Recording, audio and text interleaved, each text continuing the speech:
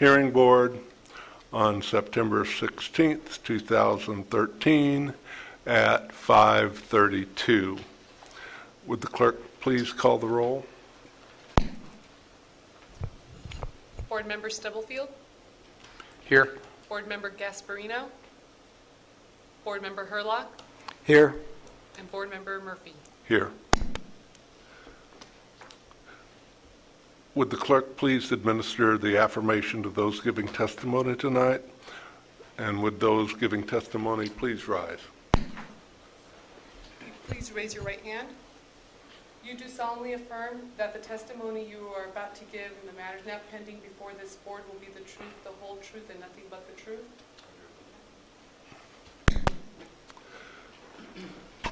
Tonight, the board is hearing petition number 849, petition of Seneca Resources Corporation for an interim variance from Air Pollution Control District Rule 29.C, conditions on permits, violation of permit to operate number 00990, condition 4.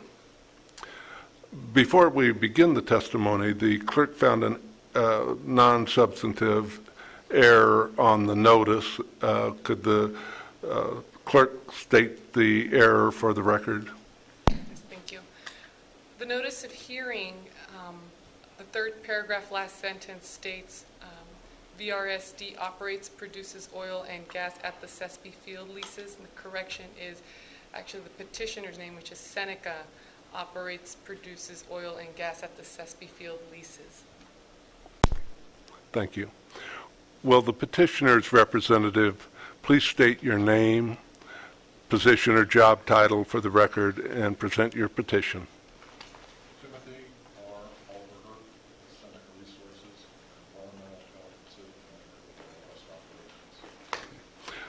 Operations. Mr. Alberger, could you please raise your voice to make sure everybody hears very well, or be a little closer to the mic. I guess I should have turned on the microphone. Yeah. Is that better? Yes. Thank you. Could you state your petition? What I'd like to do is present a PowerPoint presentation to the board.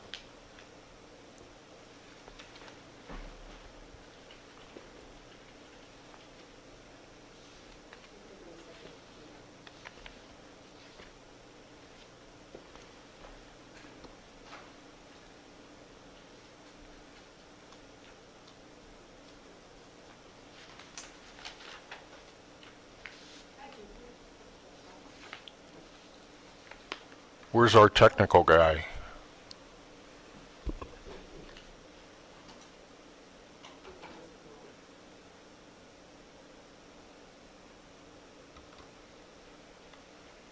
There it goes. I have handouts for everyone, if I may present that.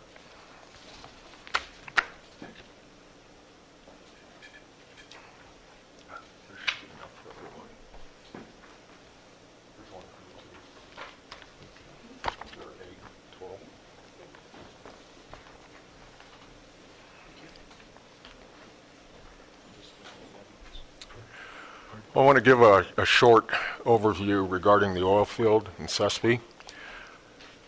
Some of you may not be familiar with the area, so I think this is going to be important to the presentation. Seneca Resources has upper and lower fees and leases associated with the Sespe area. The majority of the field is on the southern side of the Topa Topa and Piru Mountains. The southern boundary of the field is approximately 3 miles north of the city of Fillmore and Highway 126. The topography is extraordinarily rugged, and the elevations range between 600 to 4,200 feet. We have a compression station along with wells and tank batteries that make up the oil gas equipment associated with the Sespe oil field. Here's a picture of looking at the oil field to the north. As you can see, there are myriad roads along with well locations and tank batteries, albeit they may be a little bit difficult to see in this perspective. Here's a shot to the south. showing a typical well location with several wells. The production, which would be crude oil and natural gas, would go to a tank battery, and the gas ultimately goes to a compression station. The Sespe Gas Compression Station is under permit to operate 00990. We're here today to talk about a flare, a Mactronic flare that's rated at 262.5 MMBTU per hour. The flared gas limit is 234 MMCF per year, and that's based on a rolling 12 months. And the permitted emissions, as you can see, these are the criteria emissions: oxides of nitrogen, oxides of sulfur, ROC, reactive organic compounds, CO, carbon monoxide, and PM, particulate matter, based on tons per year in that column and pounds per hour in that column. And these were derived from the district. So these are part of our permitted emissions.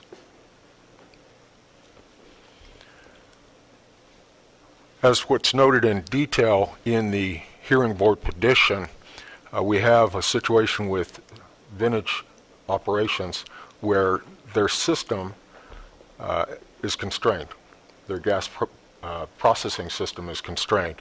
Even though we have a sales gas contract with Vintage, they're unable, based on this constraint, to take all of our gas associated with our Sespe operations. So what Vintage is doing is replacing 2.33 miles of their pipeline. Essentially what they did some time ago, because of the steel pipeline had some corrosion in it, they ended up sleeving it with a plastic pipeline. That plastic pipeline can only maintain a certain volume and pressure of produced gas. Consequently, as a result of that, we've been having to flare our gas because Vintage can't take all of the gas per the contract. So the increments of progress, as we know them today, are noted as such. One, from May to June 13, they went through their bidding process. July through August 13, they awarded their bid and initiated their permitting. Right now they're waiting on their final permit from the county. They anticipate getting that sometime this week. They've already done a walkthrough on some of the boring with their contractor, CD Lion. So if all of that comes together this week, they should be able to start construction early next week, which would put us in the initiate construction timeline of September through October. And then completing the pipeline project of the replacement of the 2.33 miles of pipeline somewhere along this time frame between November and December of this year, and then commissioning the pipeline accordingly.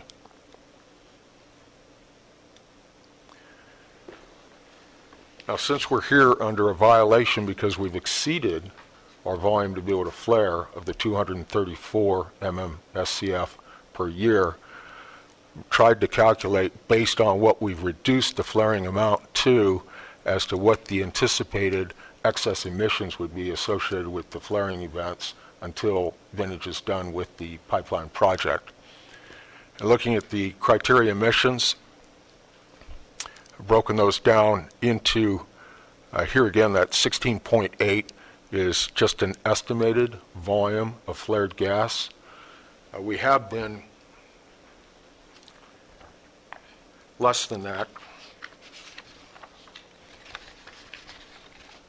Shortly after we found out that we couldn't sell all of our gas to Vintage, we were flaring on average about 39.4 MMCF per month. This would be around the first quarter of 2013. We essentially cut that volume in half. We range between 50 to 70% of that volume of current flaring. We had some really nice months in April through June where about half of that volume averaged about 8.8, but I believe that's because Vintage was able to take a little bit more of our gas at that time. Then they backed out some of our gas, and we bumped up We've been running in between 15.7 to 14.5. The last couple of weeks for this month, we've been around 3,000 MCF or 3 MMCF per week. So that would put us around 12 MMCF for the month, which would be about 4 to 5 MMCF per month less than what I've projected thus far. Here again, these are estimates based on the fact that we can't control that volume, but we have a majority of our wells shut in, and we've pinched back that volume of produced gas as much as possible to ensure that we've mitigated the flaring events, but also try to maintain crude oil production as much as possible. So what you're seeing in this criteria emissions for the flared gas is what kind of the worst case might be based on those estimates of the volume of gas based on pounds per hour, pounds per day, tons per month, which would be that column F. And then if we had to go 6 months with the variance application, what the excess emissions would be totally for the criteria emissions. Also took a look at the hazardous air pollutants under AB 2588. As you can see, they're all relatively low, essentially de minimis. What we do have is a little bit of high propylene emissions here, but even going the full term, it's relatively low, and those are based on pounds per month. I've got some information regarding those emissions that I'd like to share with the board, just to give you some background information on those types of emissions. The PAHs, or polycyclic aromatic hydrocarbons, there's a little definition of those I'd like to pass out to the board, along with the propylene emissions.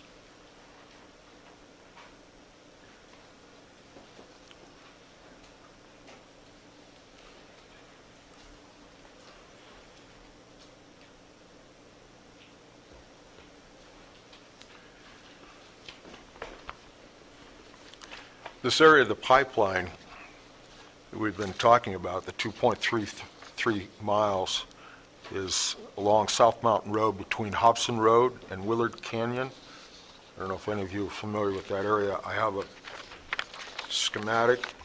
It's a topographic map showing the location, but essentially where that constrained pipeline is at.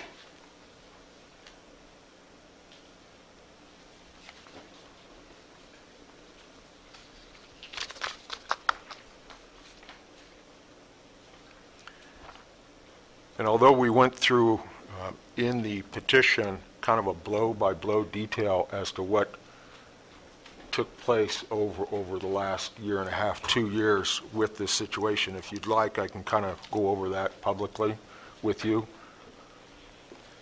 And I'd like to step back and first let you know that we, at one time, had half of this SP area, and we ended up back in 2008, about the second quarter, the latter part of the first quarter, first part of the second quarter, ended up doing an exchange with Vintage Operations to where we ended up giving them some cash along with taking over the balance of the Sespe area of the oil and gas operation, and then exchanged our Ferndale operations.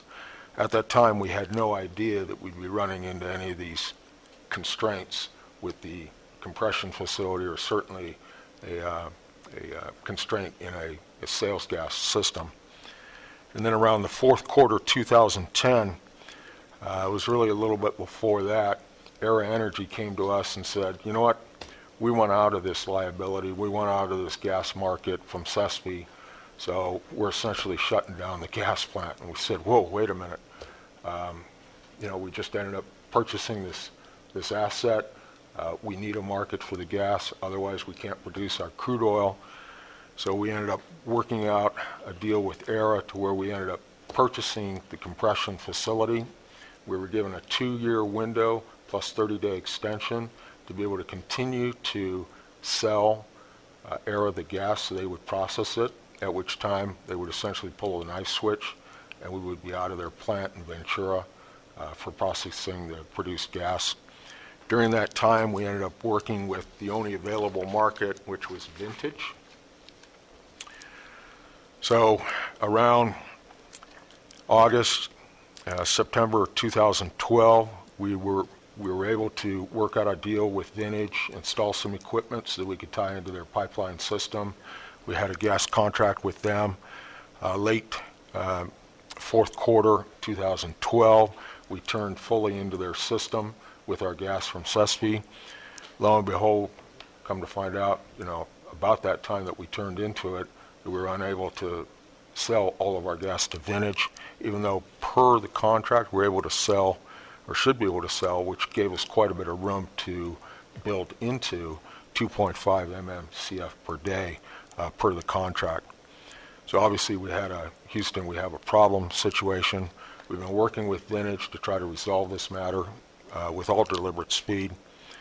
Around January of 2013 until August, we've been working with Vintage. We've been working with the district. Right about the beginning of the year, we knew we had, a critical situation. We went to the district, shared the information, what had taken place.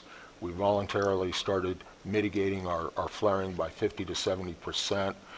We've got about 62% of our wells shut in or pinched back, so we've minimized those flaring events as much as possible. Vintage moved forward with securing a permit with the district to install a booster compression station, but that ended up being feckless.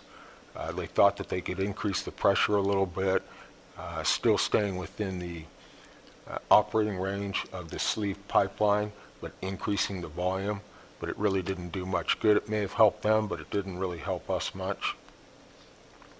So everything's come down to this 2.33 miles of pipeline that is sleeved. It's restricted based on pressure and volume, and we are very optimistic based on information that we've gotten from Vintage that once this section of the pipeline is replaced, we should be able to sell all of our gas and even have room to sell more gas to Vintage in future years per the contract. Any comments or questions at this time? Well, thank you for your presentation. Do the board members have any questions? Mr. Yeah, Shepard. first of all, good presentation. It was Thank you. interesting. I feel like I've seen this drilling pad before. Is this on the way up to the Condor Sanctuary? Yes. It looked really familiar to me, because I think we stopped there to... I've got a Look at- picture I can share with look at you of the birds. actual plant. I said I'd... If you'd like to see it. Yes? You have some contact Unless photos? it's germane to the presentation, can we wait till after the Okay. hearing?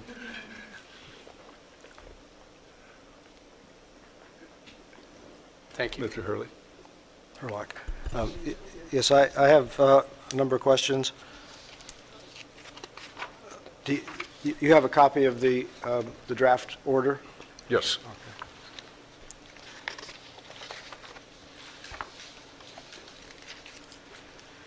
Are you referring to this one or the actual one that says draft on it? This one I This- have the stamp on it, so apparently it's been approved. Well, all the internal pages say draft, beginning with 2.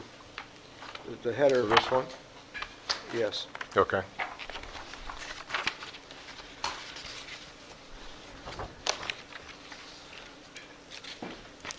So I'd just like to understand the timeline a little better. You went over it, and it was a good presentation, but it was a bit much to absorb. So from about October last year till January this year, you were selling some oil to Seneca, to Vintage, but not oil, gas to Vintage, but not all of it? We were working with Vintage to install equipment and make a pipeline tie-in so that we could take the gas from Sespe and sell it exclusively to Vintage, because as you recall, ERA cut us off. So Right. in that fourth quarter of 2012, we were finalizing that tie-in, finalizing the work so that we could turn into Vintage's gas processing system. And right at the end of the year, toward the first part of this year, the first quarter of this year in January, is when we discovered, once we went 100% into their system, that they could not take all of our gas. And we realized right then that, we had a problem. Even though they supposedly had done their engineering work and said, yes, we can take all of your gas, we've got a contract, we're good to go. So and then from then until recently, you were mitigating at least the gas production. Does this also mitigate the oil production? Yes, it will. In direct proportion or less than that? I don't know if I can quantify, whether it's going to be a direct proportion, because the reservoir varies, the wells vary in terms of depth, et cetera. But generally speaking, in any type of oil reservoir, oil gas reservoir, if there's a lot of pressure on the reservoir, that has a tendency to keep the oil at bay, keeps it out of the well zone. So with that reduced pressure, that allows the oil to flow into the well bore so that the production can be produced. So do you know enough about how much gas relative to oil comes out of each well or each field to decide to mitigate those that produce more gas? What we essentially did was went around to all of our wells and pinched back the volume. Some wells we actually shut in entirely because they were low producers in terms of crude oil, so it was less of a financial impact to Seneca Resources to just go ahead and shut in those wells.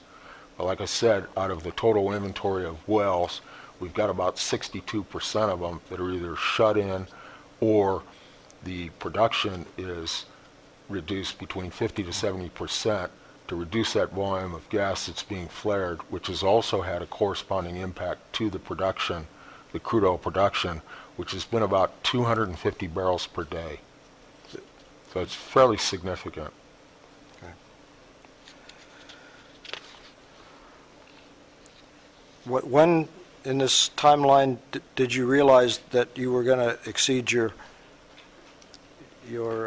permit limit on the flare gas? It was probably, getting toward July, August of this year. I mean, we'd been monitoring it.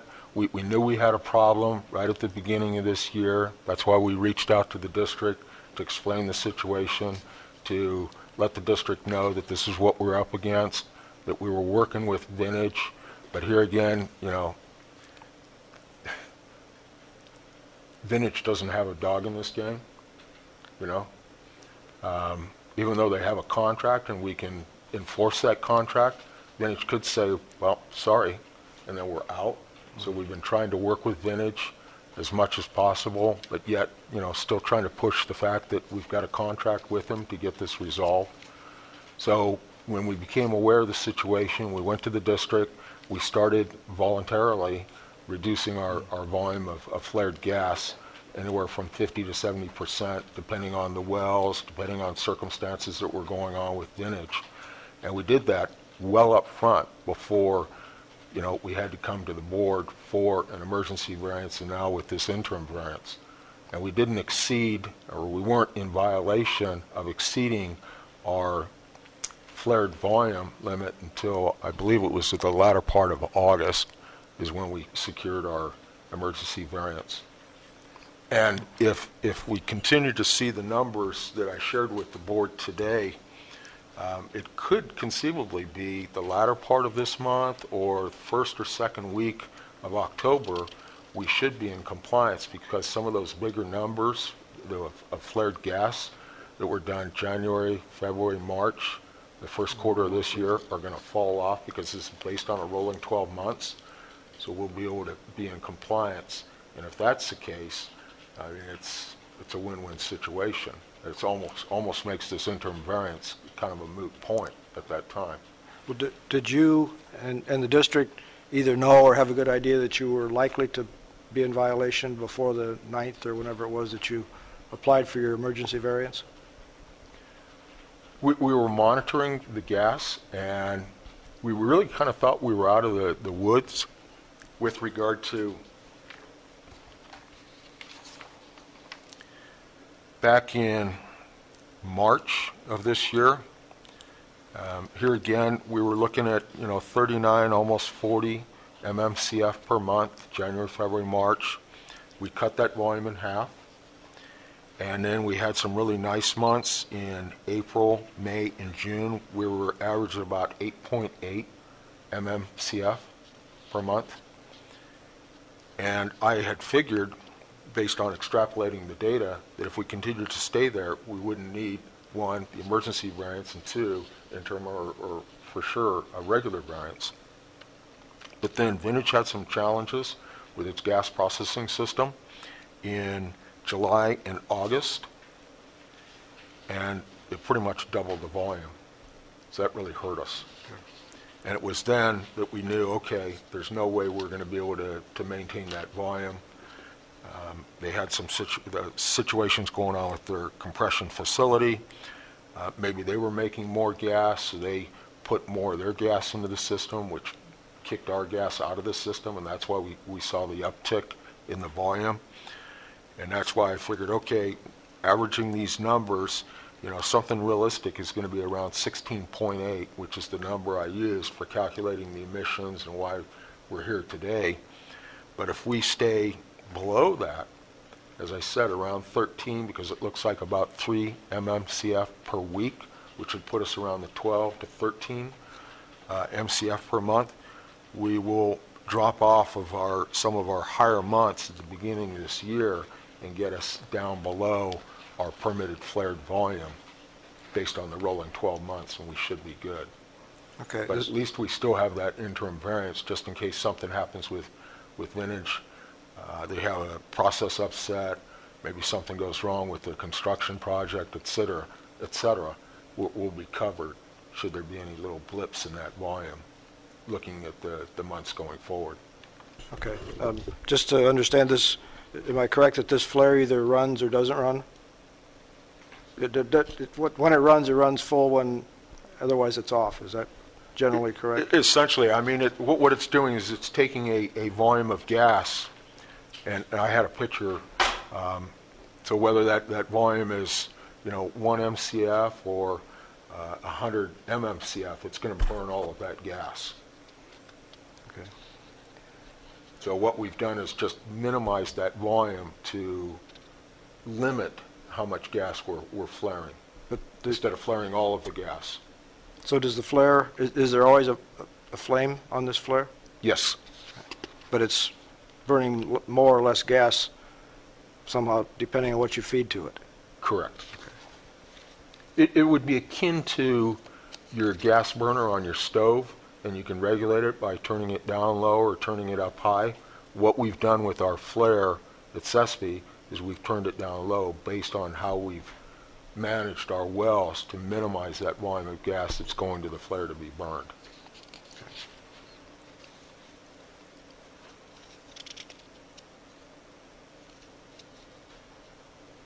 In one part of the presentation, one part of the draft order, it talks about the financial impact and states that it's based on gross.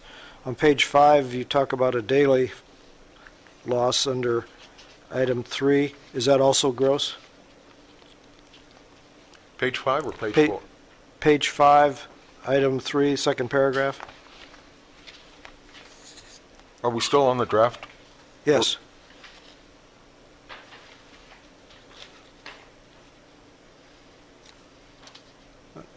Are you talking about the second paragraph under 3? Yes. That is the daily financial loss from shutting in all of the production. And that's a gross rather than a net, or? That would be gross. Okay. And that would be, shutting in all of the wells. So we're no longer producing any crude oil, and we're not producing any gas. Gotcha. That would be the financial impact on a daily basis.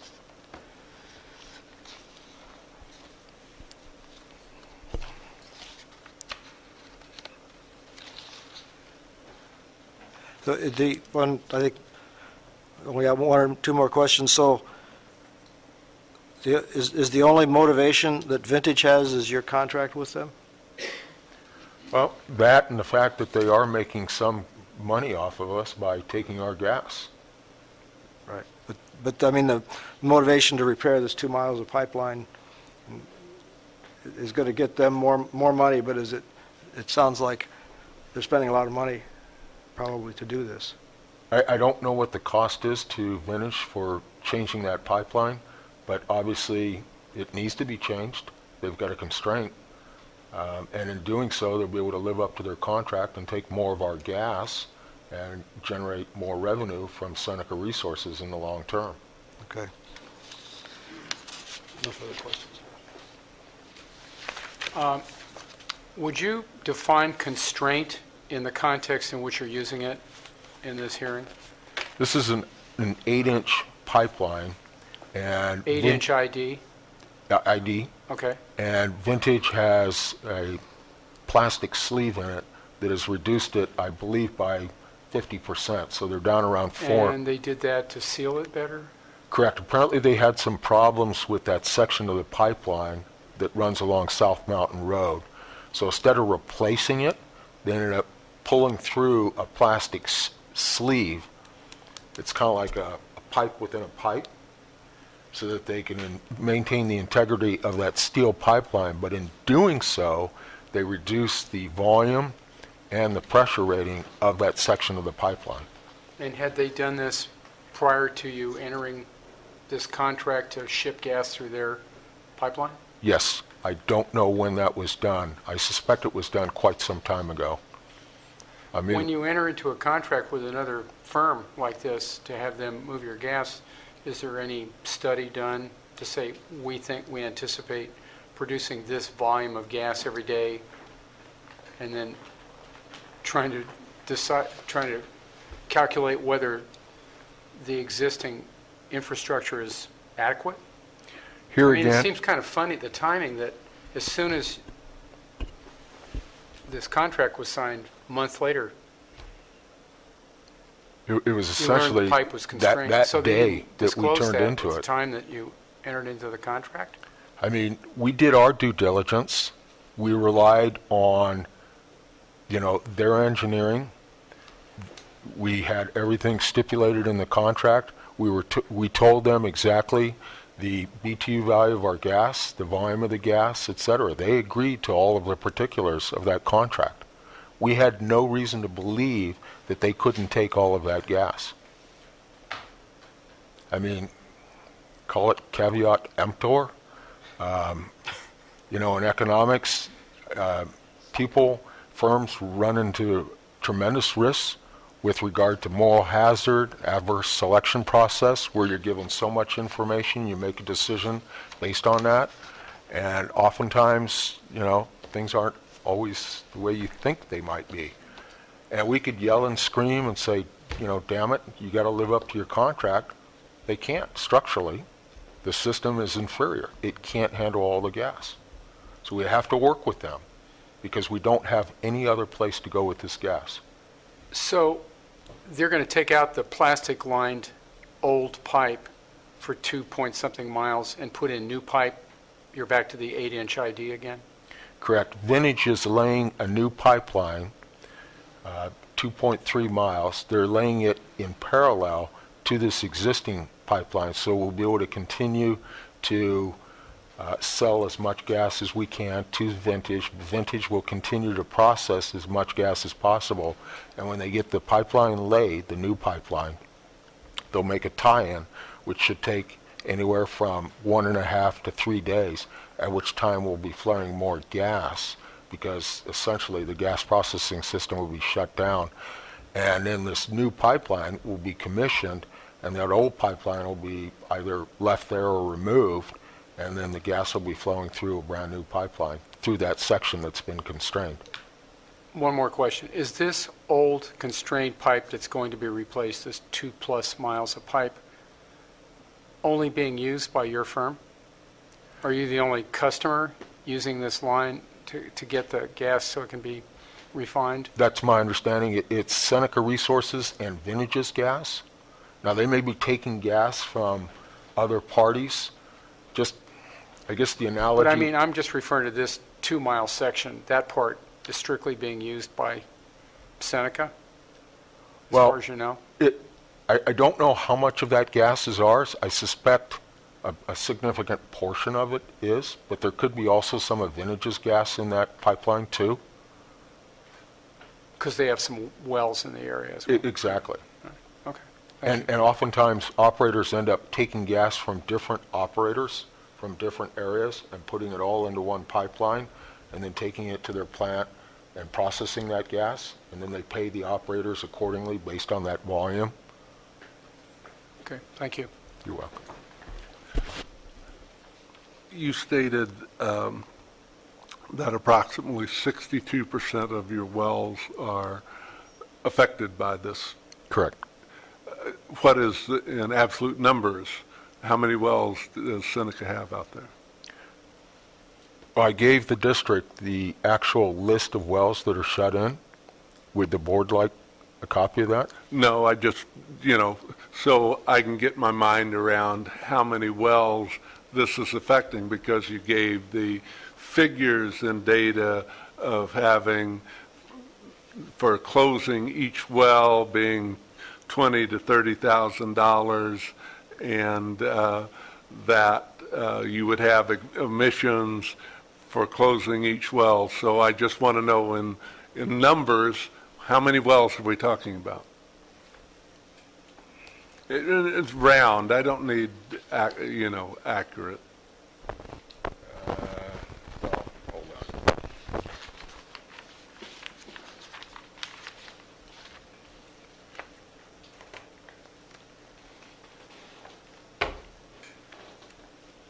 I don't have excuse me, I didn't bring a copy of the wells that are shut in, but I did bring a copy of their permit, and I can tell you that there are hundreds of wells on this permit. There's 2, 5, 4, 28, 3, 34, 12, 4, 11, 2,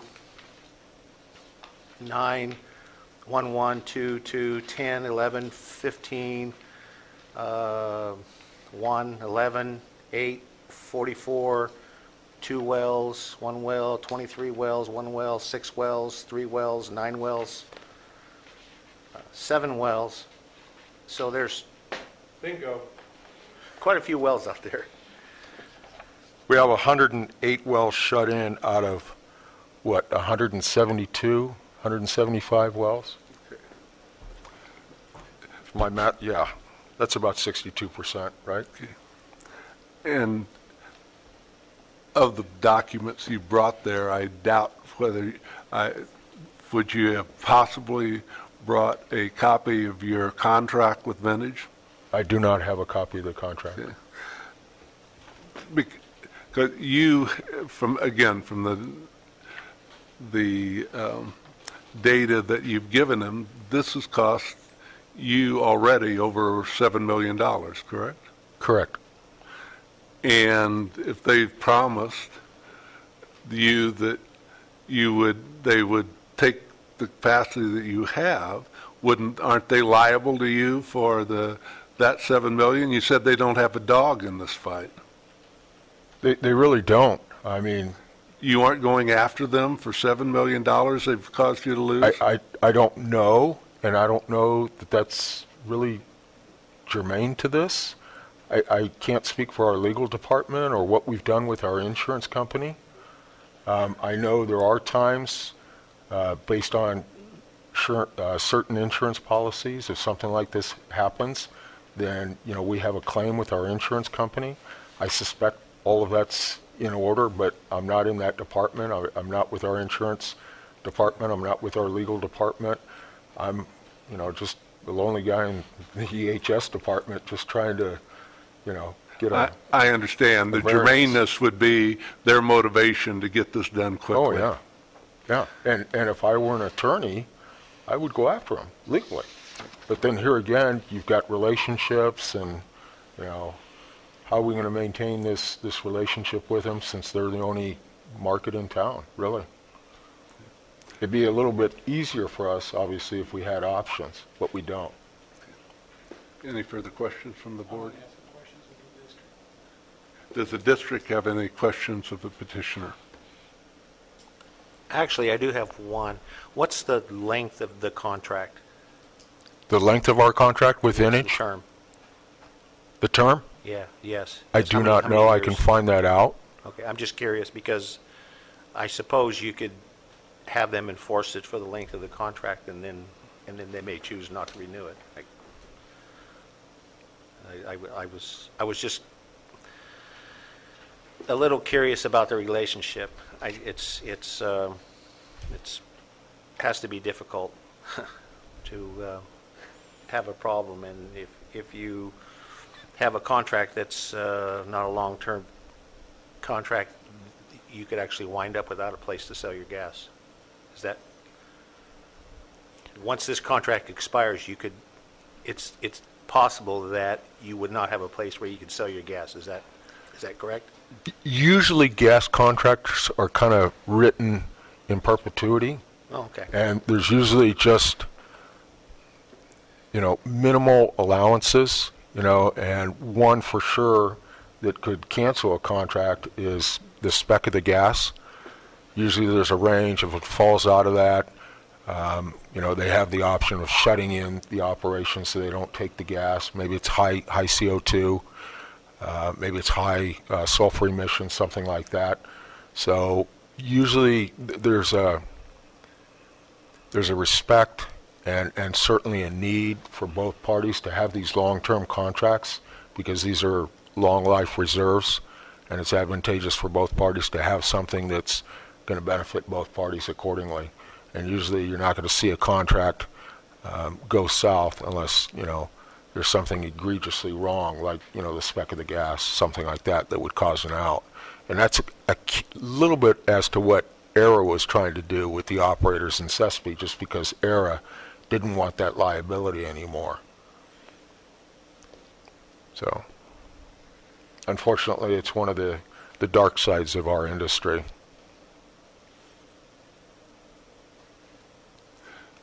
Does the board have any questions of the district staff? I have several questions of the district. I'm kind of incredulous that the petitioner entered into this contract with another firm nearby, and a month later, the other firm and the other signatory to the contract says, well, our pipe's constrained, so you're going to have to flare.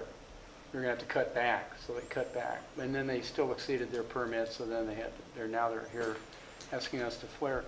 So I'm curious, just for the record, what is the obligation when the two firms enter into a deal like this, where one firm has the gas and the other firm has the grid? Does the district make them prove that the grid is healthy and that it's not going to break down a month later?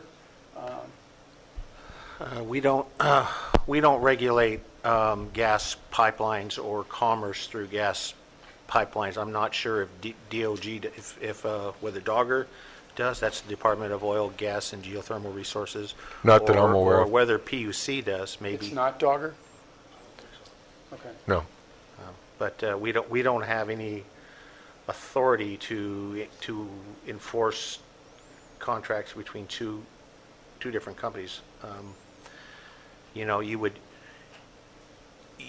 would assume Vintage is owned by Occidental Petroleum, one of the largest petroleum companies in the world, and if they sign a contract that says that they can accept a certain amount of gas, that they would be certain that they had that ability. I do know that some of those pipelines are fairly old, and in the past, I think they've even come before this board based on failures, and so it doesn't surprise me. I don't know exactly where the 2.33 miles is, but I know that Vintage owns property all the way from Briggs Road to Piru.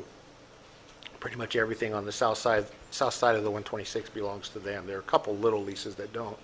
and everything goes to Shields Canyon, which is between Fillmore and Piru, and then from there, then it goes to the Santa Clara Valley Gas Plant, which is in Piru, right off of Torrey Road. So it's possible that section carries quite a bit of vintage gas too. I don't really know what the percentage is. We would actually have to talk to vintage to see that it may be that they just did. I don't know. I could probably speculate why they miscalculated, but it would only be speculation. So, yeah, one more question. So, Vintage has no liability in a situation like this? I mean, it seems like the petitioner is not here before us because their equipment broke down. They have a contract with Vintage, and it's Vintage's grid that broke down, not theirs. Vintage has no liability with the APCD. As far as enforcing any kind of liability, I'd leave that up to Seneca's legal team. You're actually asking me a legal question that I'm not qualified to answer. We don't have any authority over contracts between somebody that wants to sell their gas and somebody that says that they will process it. Well, it poses an interesting legal conundrum to my way of thinking.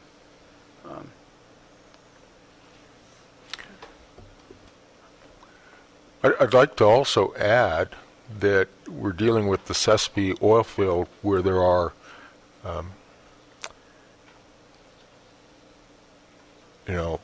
state and federal interests. And some of these properties that we're producing from, royalty fees go to the state and to the feds. So, I mean, you say, okay, this is a significant financial impact on Seneca Resources. Well, the state's taking a shot along with the feds, too. Not only for the gas that we're not selling, so they're not getting their interest, their royalty, and the crude oil. So it affects a lot of parties. Any further questions by the board? I have some questions for the district.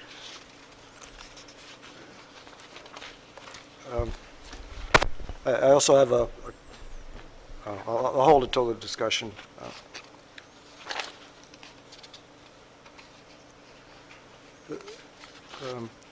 This is just in order as I'm going through on page 5, the findings.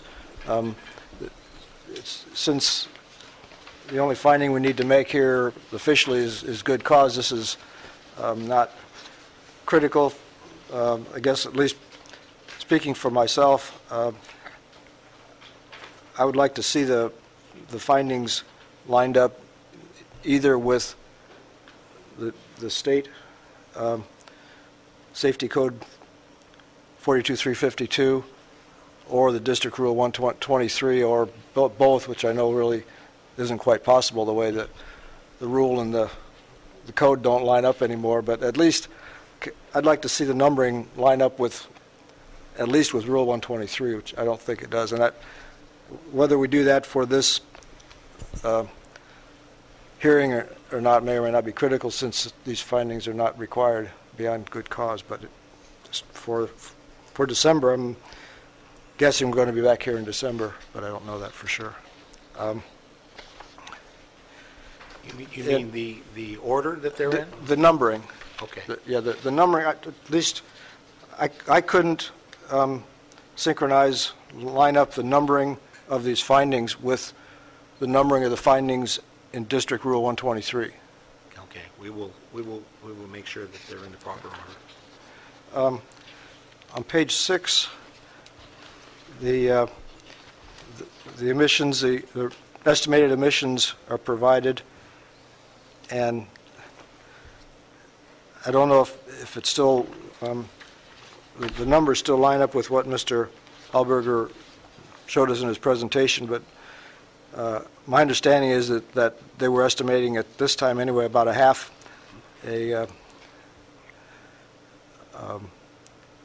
MMCF per day. Are you referring to the table? I'm referring to the table. Okay, those are the emission factors for calculating the emissions. I understand that. But those are the factors per MMCF, and I think somewhere in here it says that the estimate was that you would be 16.8. 0.5 per day. That would be based, if you take 16.8 Yeah. divided by 30.4 days per month, Right. you come up with about 0.5 MMCF Yeah, per day. That's the number I'm talking about. So that jives. My question for the district is, if I multiply these numbers in the last column of this table by a half, that's the impact per day of these pollutants. Don't know if you can do this off the top of your head or with any resources you brought to the meeting, but do you have any idea how much of the county inventory that would correspond to for these particular criteria pollutants? And we're talking about, something like 25, 26, 27 pounds of ROC per day, and, Well, these are expressed in pounds per million cubic feet, so I guess it's based on their limit is 234 million MMCF per year, or a rolling 12-month average.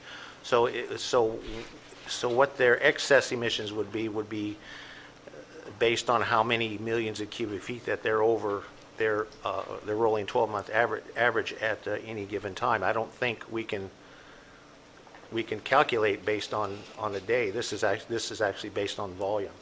but We can estimate what they're going to flare, but then you have to look at what they're going to flare, and then whether that puts them over or whether it doesn't, and then really how far over are they. So we really have to look at how far over they are for any given period before we can say how many excess emissions that they had per day over any month or any year. I agree. Somewhere in this draft order, I don't know if I can find it without a computer, it said that the possible, I don't know if it was estimate or upper limit, would be about a half an MMCF per day. And so that's, these pounds here would be multiplied by a half would be pounds per day, and I'm just wondering if that's a big, a small fraction of 1% or like 1% of the total county inventory. As far as what percentage of the county's emission inventory that these numbers are, I wouldn't really know. First of all, we would have to look at what the excess was, and then look at the total inventory. We could probably find that data. We do have a planning department that actually does this.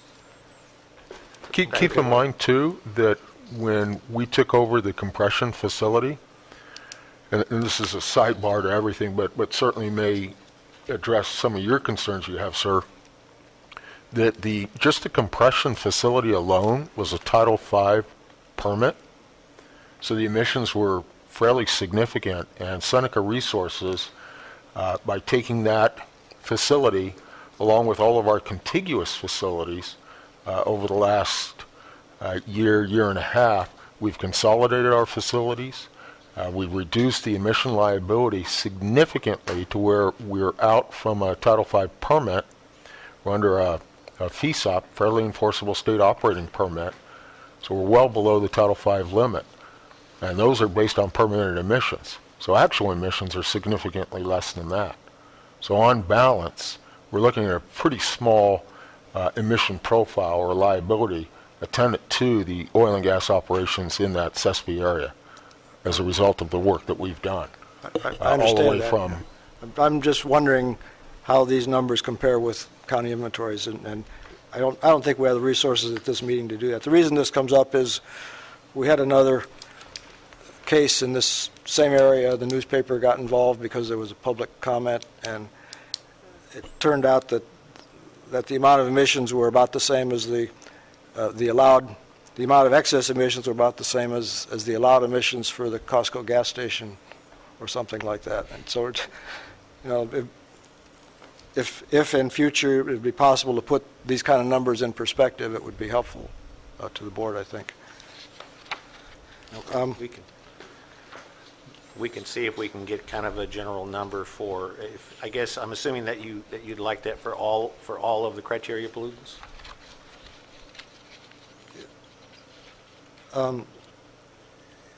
Yes, and I don't know how different these are. You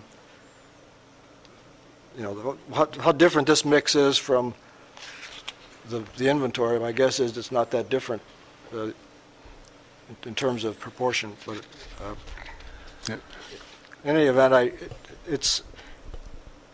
these numbers would be more useful, I think, to us and to the public if they were put in perspective in terms of some number that people can recognize. It turns out this other one we were talking about, the excess emissions were about the same as the Ventura County Star permission, but they didn't put that in the paper since they didn't want to talk about that.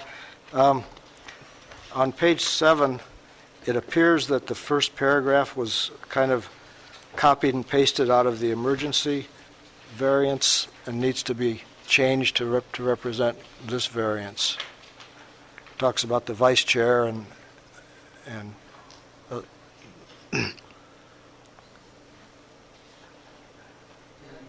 I'm on page 7, the very first paragraph. It appears that whole paragraph was copied and pasted out of the emergency variance and has some things in it that don't apply for tonight's. We will strike meeting. vice from that Right, sentence. okay. We won't have any more vice. In one of the requirements, the petitioner is required to update on the pipeline replacement project, and we've just had a lot of discussion about vintage and their obligations, and this seems to require something of vintage. I guess probably would be enough that the district not ding the petitioner for its inability to get this information from vintage on a weekly basis, which is what you're asking for. If for some reason Vintage was not willing to provide an update, we would not hold.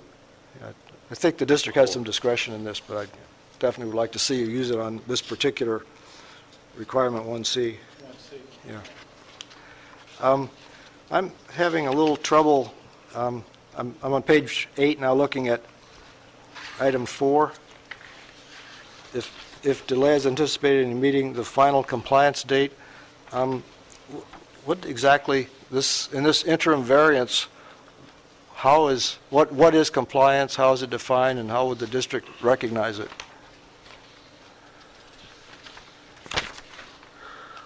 Well, the variance is for exceeding their rolling 12-month average for gas flaring up in the CESP. So I would anticipate that once their rolling 12-month average drops down to below their 234 million cubic feet per year, then they would be in compliance.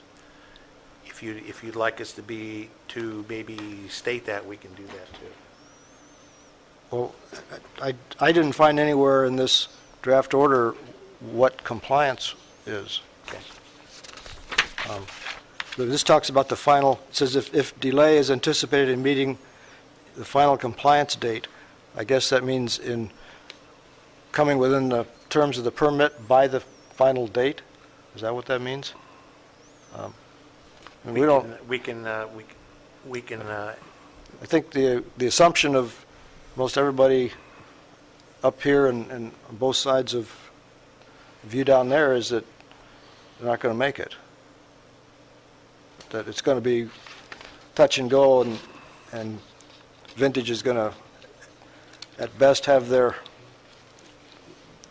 pipeline maybe in operation a day or two before our proposed board meeting in early December.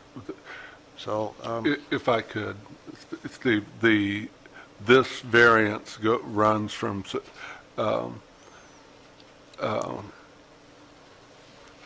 to December 14th, 2013, is that correct? That's what it says. Correct. And therefore, is that the date that's meant by the final compliance date in this order, that they've got to be in compliance by that time? Yes. And if they are not, if they anticipate not being in compliance by December 14th, 2013, then they need to notify the district. Is that what Yes. paragraph 4 there means?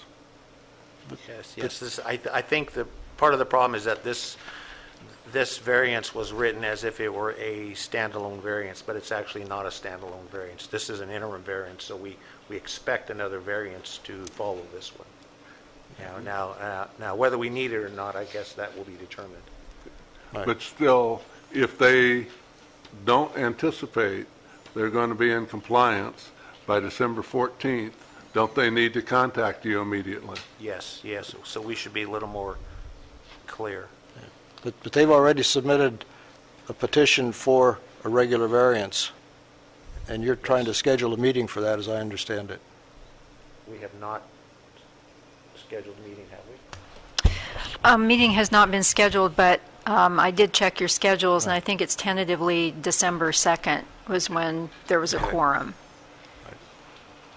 So we have, and there's things that are uncertain at this point, but if it appears by mid to late October that they can't meet compliance or be in compliance by the December date, we'll have to go ahead and schedule a hearing for December. And then we'll just see when it gets to be close to the hearing date where things stand.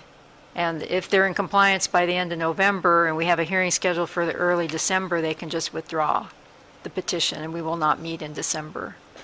But at this point, it looks like we'll probably meet in December. Okay. It all depends. Yeah, my main point was just to try and clean up that item 4 on page 8 a little bit, to clarify what that means.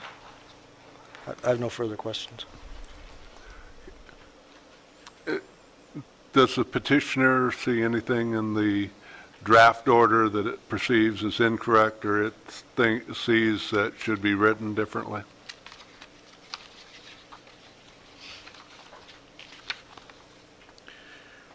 With regard to the draft interim variance order, number 849, page 4, second to last paragraph, the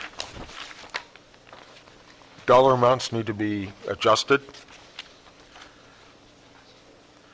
So with regard to the 463,601, that needs to be adjusted to 220,941. With regard to the 6210, that needs to be adjusted to 6561,000.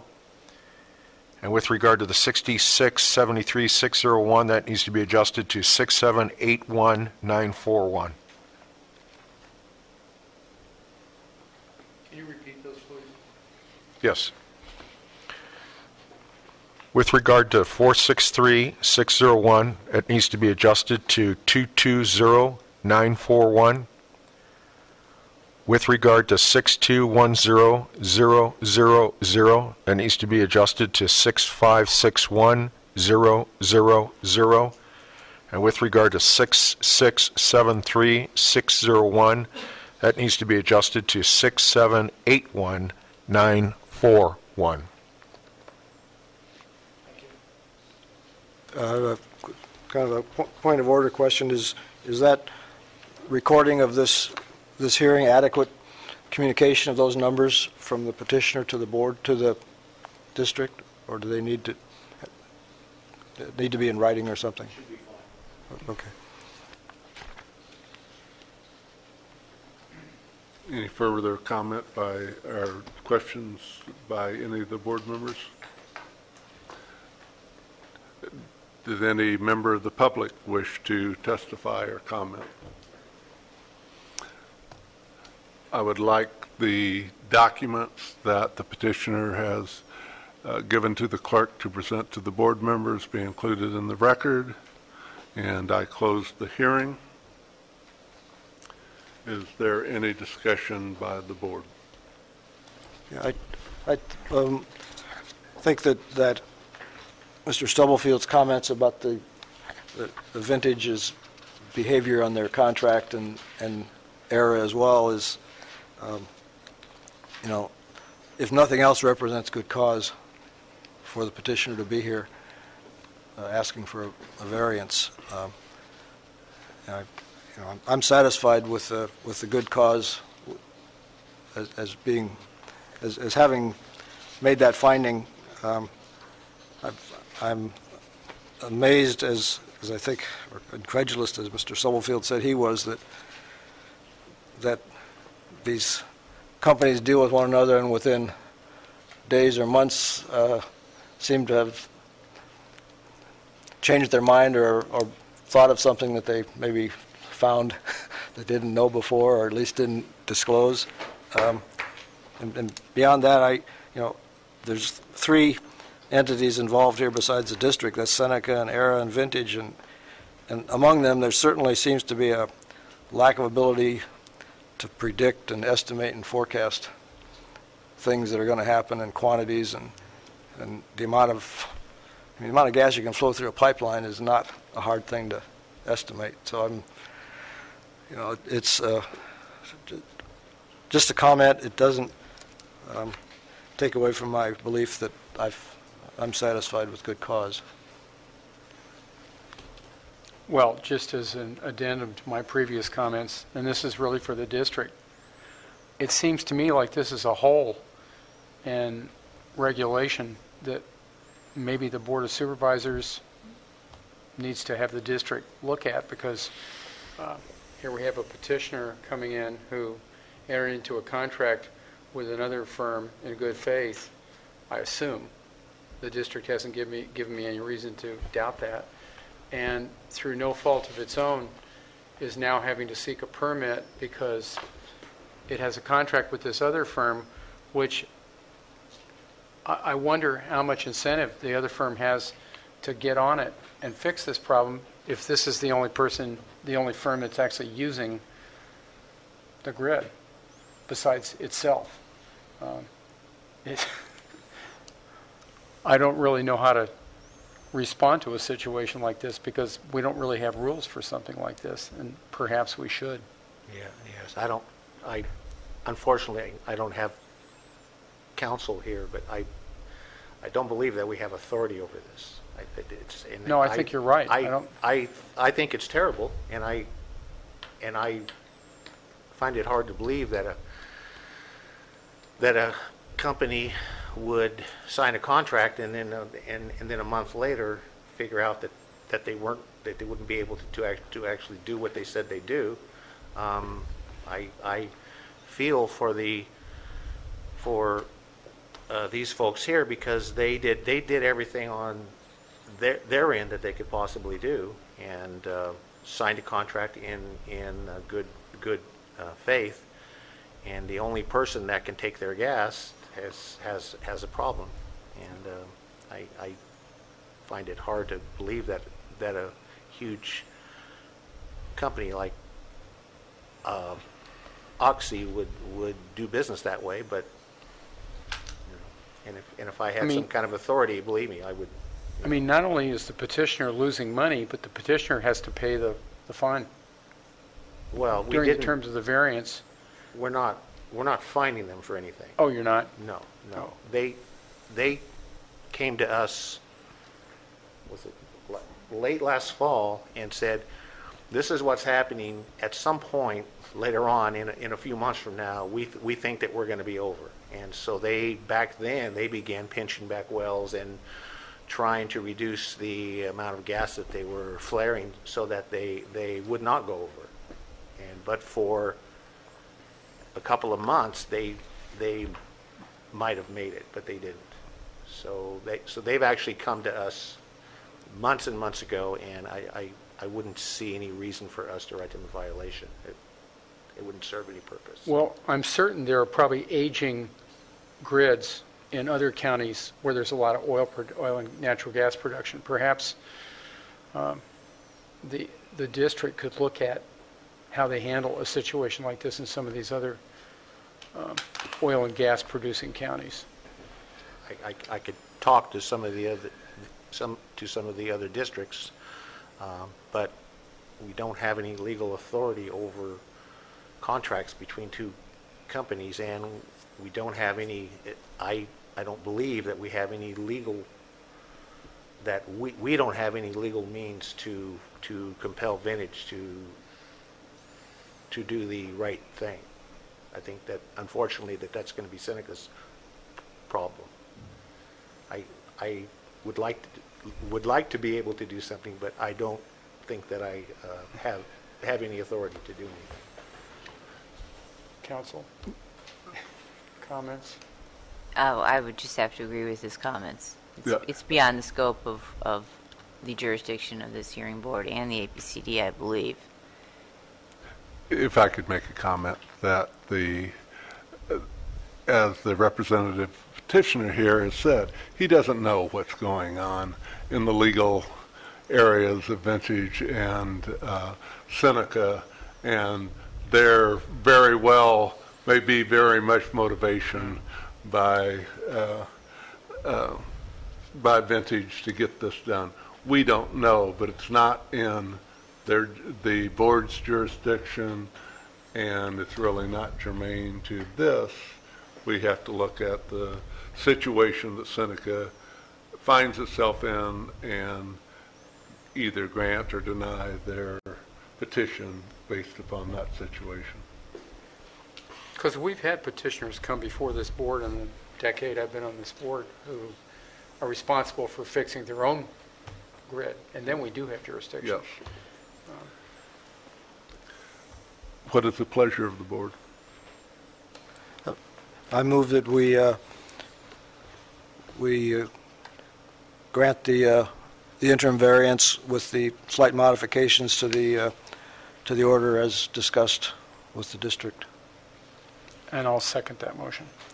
I think if you're going to modify it, we got to iron that out right now to make sure we have it stated the way you want it stated. Would the modification be the numbers that the petitioner substituted? That would be one of the modifications, correct? That would be one. The other would be in the We took out vice. Took out vice, right? page 8, item 4, straightening that up. Well, but how do you want it straightened up? Well, in past, we've, And which number 4? I think these, to me, these are Page confusing 8. because they have Oh. number 4, numbers of, repeat the numbers over and over again. page 8, the first paragraph 4, the one that says final compliance date. In past, we have been satisfied to discuss the changes with the district staff. District staff makes the changes to the best of their understanding without the board rewriting the draft here at this meeting, and then the chair represents the board in saying deciding whether those changes reflect what the board members said during the meeting. Could I make a suggestion? If we made this change, if delay is anticipated in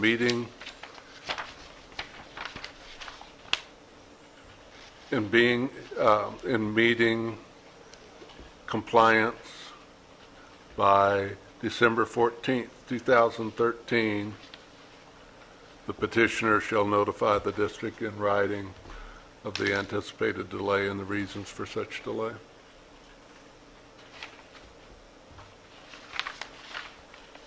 Isn't there going to be a hearing on the variance before December 9th? Or is that a Maybe, different maybe issue? not. Let's say if they anticipate. Okay. Is that okay with the rest of the board? Yes. Yes. Okay. With respect to the changes in the first paragraph on page 7, I think district staff knows how to fix that without us rewriting it here, in my opinion. We will strike the word vice from the first sentence, and it will say, now therefore the hearing board chair orders that Seneca Resources In the past, it's always just been the hearing board This chair and vice hearing chair board. is just for a Okay. phone emergency. So we will strike vice chair, and it would just say the hearing board orders. Well, the date is also wrong. I think the whole paragraph just needs to be edited.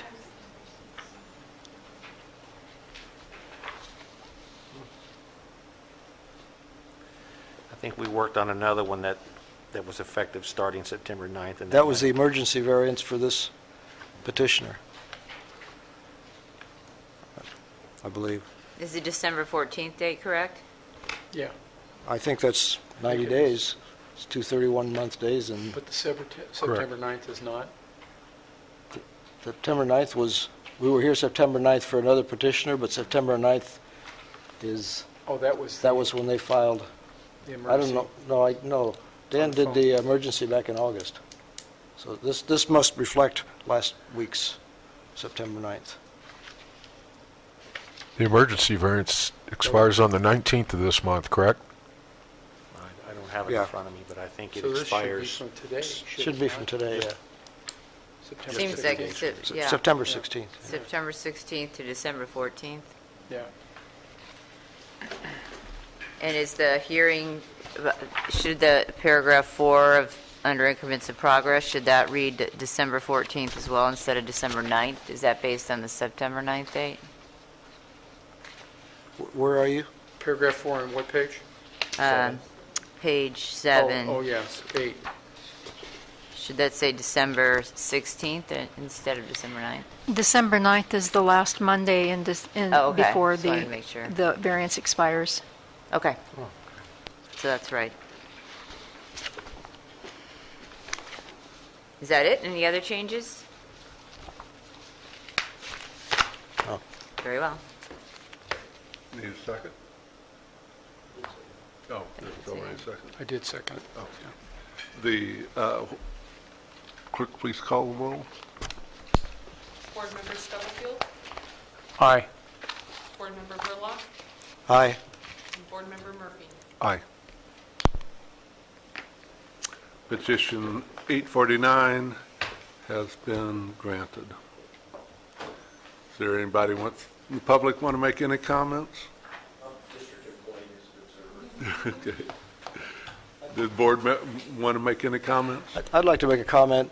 This is not the first and not the second, or probably not the third, or I don't know how many hearings we've had where there was, I don't know if this one falls in that category, but we have what sometimes has been called an orphan flare that is out of permit, and it certainly would be useful or an opportunity if there were a third party who could take this gas and do something useful with it, like make power with a portable piece of equipment or something. So, I mean, nothing that this board or the staff here can do anything about, but, you know, this is a problem in the years that I've been here, which is one or two less than Mr. Stubblefield, I've heard.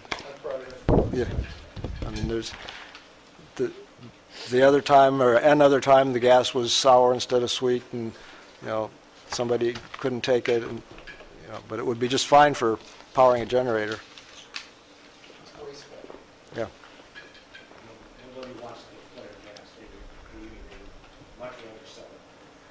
Right, but there's not a third party out there who would buy it, but it seems like an opportunity for some entrepreneur. This meeting is now adjourned at 6:50. Thank you for your time tonight. Thank you.